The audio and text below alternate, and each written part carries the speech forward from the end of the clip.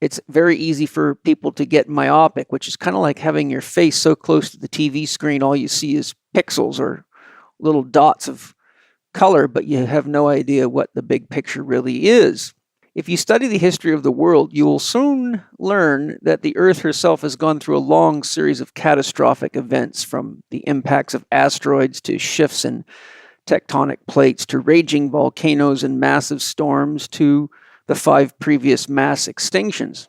Experts say we're now entering the 6th mass extinction, which sadly we have initiated in large part by our abuse of science, chemistry, and technology.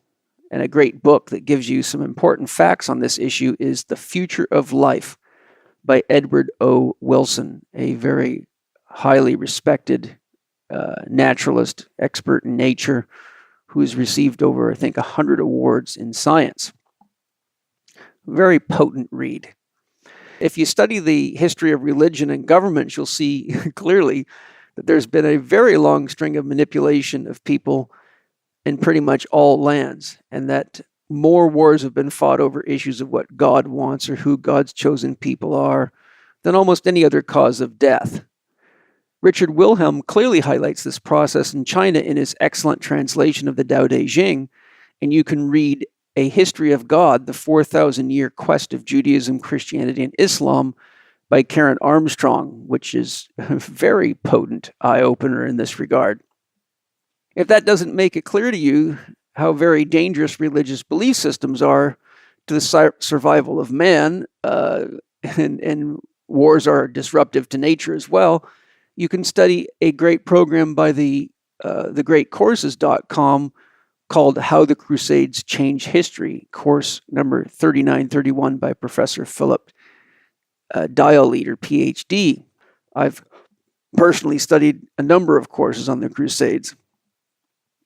And get ready to have your stomach turned and be appalled at what human beings will do in the name of religion, do to each other, that is, or shall I say, how dangerous belief systems can be. So to understand what forces have led to the pandemic and global situation we are in, which is backed by a number of agendas that big corporations are doing the best to keep you from being aware of by screening public forums and removing anything that goes against their agenda, I highly recommend a book titled The 3 Dimensions of Freedom by British singer-songwriter and very intelligent man Billy Bragg. The 3 Dimensions of Freedom is a very short but potent read, and the audiobook version is just under 2 hours of some of the most important truth and most potent truth of our times that you will ever read. The issues at hand will be more obvious than obvious if you go through the book. And again, I can't recommend it enough. My buddy Jerry Pape, who's a very deep guy, turned me on to it. And I was not only impressed, but it just reminded me of how valuable this pandemic or crisis we're in is for us all to really reevaluate how we're living and what we're participating in consciously or unconsciously, and I'll get into that soon. Now, with all that said, we can celebrate the fact that we haven't entered into another world war. My wife Penny's parents lived through World War II in England and watched as they ran for cover as the city was blown to pieces by bombings, and that's certainly a lot more serious than anything we've got going on right now. So we can all be grateful, very grateful, that we're not in some kind of a war situation. So as crazy as things are for us all right now, we're only inconvenienced at this point, and most of the people challenged by the coronavirus are the very people at risk from dying of almost any opportunistic organism or things like the seasonal flu. And I did share on my YouTube channel, and it's titled Your COVID-19 Coronavirus Protection Plan. Though it isn't my intention to share what I personally feel is going on right now, but to share some of my life experience and wisdom as to how to get through a crisis like this, and it's wise to remember that there will be more. My preferred source of up-to-date information on what I would consider the real issues of the coronavirus pandemic is Sawyer G. and Kelly Brogan, MD's excellent website, www.greenmedinfo.com. Once there, you can subscribe to the newsletter and stay well informed with a holistic viewpoint on all the relevant issues. Dan Siegel, MD's definition of mind is the best I've found. And it's very important to understanding the nature of your mind and mind itself. So let's look at the definition. Mind is an embodied and relational process that regulates the flow of energy and information.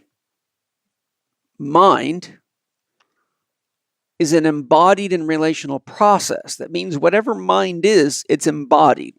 And the greatest term for embodiment we all have is universe. Now, even if there is a multiverse, it would all have to come from the same source. So at some point, you have to have an overarching definition for that from which all emerges.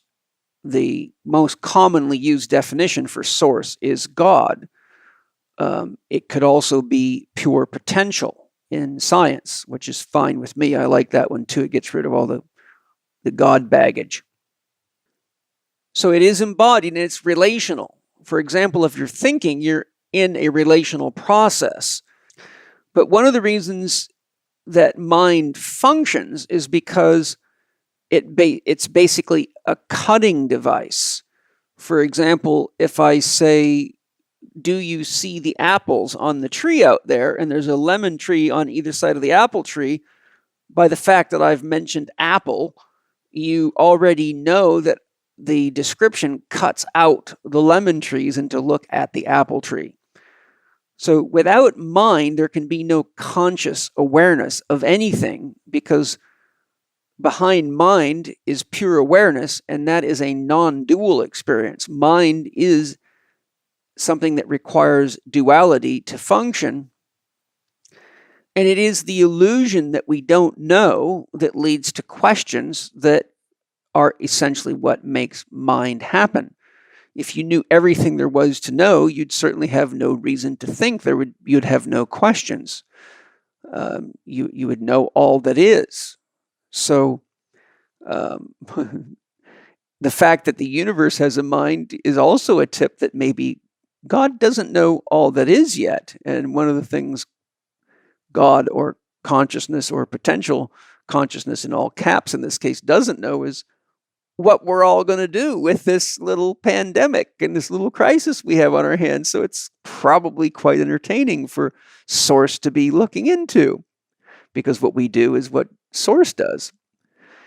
So it's an embodied and relational process that regulates the flow of energy and information. Well, big mind regulates the flow of energy and information. If you study physics and quantum physics, at the very roots of existence, there's nothing but energy and information. Everything boils down to energy and information. Mind is an embodied and relational process that regulates the flow of energy and information, which means your own mind, the thoughts you think, the choices you make, consciously or unconsciously, are regulating the flow of energy and information in your body. And too much or too little energy leads to health problems. Too much or too little information leads to health problems. Too much or too little energy and or information in any society or even family or culture leads to health problems. So we can all just simply go into meditation and ask this question: where is there too much energy in the world today, and where is there not enough? Where is there too much information in our own world and the world today, and where is there not enough? Well, look no further than your phone or your television. People are getting so much energy that it's paralyzing. So much information. And if you look at the way people are living, they're not following the kind of things that I teach with 4 doctors and 6 foundation principles. So they go into energy deficits, but then they reach for things to stimulate them, and they end up with too much energy, which overloads the system. So they go into this yo-yo from high fire to burnout, which is extremely hard on one's physiology, which leads to the kind of stresses that I will speak to later.